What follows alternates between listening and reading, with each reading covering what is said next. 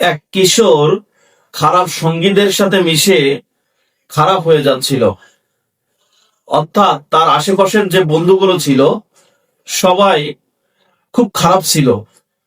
এই খারাপ সঙ্গ পেয়ে কিশোর খারাপ হয়ে যাচ্ছিল। এটা দেখে তার পিতা একদিন তাকে নিয়ে শেখ সাদির কাছে গেলেন।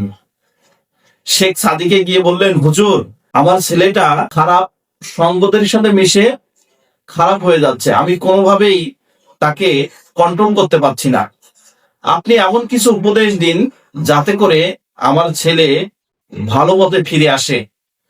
তখন শেখ সাদি ওই কিশোরকে সাথে করে নিয়ে একটি গোলাপ বাগানে গেলেন। গোলাপ বাগানে গিয়ে কিশোরকে বললেন, তুমি কি কোনো গন্ধ পাচ্ছ? তখন কিশোর বলল, হ্যাঁ, আমি এই বাগান থেকে গোলাপের গন্ধ পাচ্ছি। এবং তিনি বললেন, দেখো তো তোমার শার্ট থেকে একই গন্ধ আসে কিনা। তুমি যে শার্টটা পরে এসেছো সেই শার্ট থেকেও গোলাপের গন্ধ পাও কিনা। তো কিশোর দেখলো যে তার শার্ট থেকেও গোলাপের গন্ধ আসছে। অর্থাৎ গোলাপের বাগানে যাওয়ার কারণে তার শার্ট থেকেও গোলাপের গন্ধ আসছে।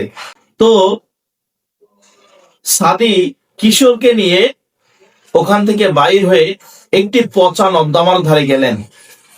নর্দমার ধারে গিয়ে বললেন, তুমি কি কোনো গন্ধ পাচ্ছ? তখন কিশোর বললেন, হ্যাঁ, আমি পচা গন্ধ পাচ্ছি এবং গন্ধটা ভীষণ রকমের বাজে। তখন সাদি তাকে বললেন, তুমি তোমার শার্টের গন্ধটা নাও তো। তখন কিশোর তার শার্টের গন্ধ নিল, দেখলো শার্ট থেকেও পচা নর্দমার গন্ধ আসছে। তখন শেখ সাদি তাকে বলল, তুমি কি কিছু বুঝতে পারলে? তখন ওই কিশোর একটু থমকে দাঁড়ালো। দাঁড়িয়ে সে বুঝতে পারলো যে যখন সে ভালোর সংস্পর্শে আসছে তখন সে তার দ্বারা ভালো কাজ সংগঠিত হচ্ছে, আর যখন সে খারাপ সঙ্গদের সাথে মিশে যাচ্ছে, খারাপ বন্ধুদের সাথে মিশে যাচ্ছে, তখন তার দ্বারা খারাপ কাজ হচ্ছে। ঠিক যেমন সে গোলাপ বাগানে গিয়ে তার সমস্ত দেহ থেকে, শার্ট থেকে গোলাপের গন্ধ পাচ্ছিল এবং নর্দমার কাছে গিয়ে তার শার্ট থেকে, দেহ থেকে নর্দমার গন্ধ পাচ্ছিল।